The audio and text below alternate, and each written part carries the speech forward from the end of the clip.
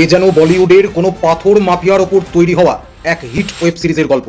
হ্যাঁ, আমি কথা বলছি টুলু মণ্ডলের। পাথর খাদানের এক শ্রমিক থেকে রাতারাতি কয়েকশো কোটি টাকার মালিক কিভাবে হয়ে উঠলেন টুলু মণ্ডল, জানতে পুরো ভিডিওটি শেষ পর্যন্ত দেখুন। টুলু মণ্ডলের আত্মীয় মিনার মণ্ডলের বাড়ি থেকেই গতকাল 28 কোটি টাকা এবং 15 কেজি সোনা ইতিমধ্যেই উদ্ধার হয়েছে।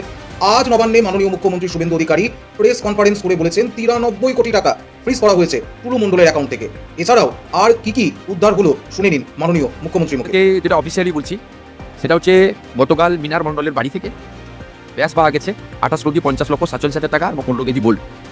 ভ্যালুয়েশন অ্যাপ্রক্স 50 কোটি টাকা, মানে গোল্ড ভ্যালুয়েশন দিয়ে।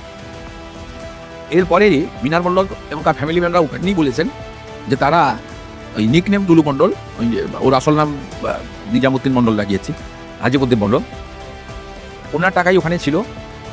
তাতে আমরা পুলিশকে ইন্সট্রাকশন দিয়েছিলাম যে আমরা ওনার যতগুলো অ্যাকাউন্ট এখন অব্দি পেয়েছি, বিভিন্ন অ্যাকাউন্টে 93 কোটি টাকা, সেই 93 কোটি টাকা আমরা টুলু মণ্ডলের অ্যাকাউন্টগুলোকে আমরা ফ্রিজ করেছি।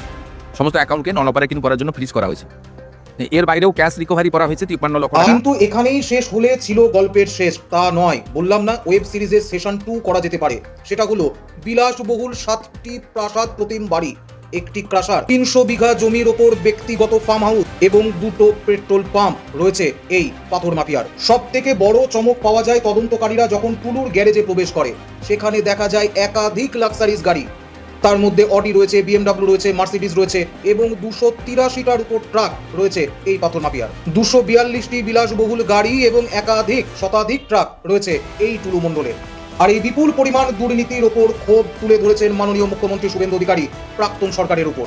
টুলু মণ্ডল বর্তমানে পলাতক হলেও তার এই ব্যাপক সাম্রাজ্য খতিয়ে দেখছে কিন্তু তদন্তকারীরা। এক সময়ের দিনমজুরের এই আকাশ ছোঁয়া বিপুল সম্পত্তি নিয়ে সত্যিই কোনো হিন্দি বলিউডের ওয়েব সিরিজ তৈরি হতে পারে কিনা কমেন্ট সেকশনে আপনারা অবশ্যই জানাবেন। ভালো থাকবেন, সুস্থ থাকবেন, ধন্যবাদ।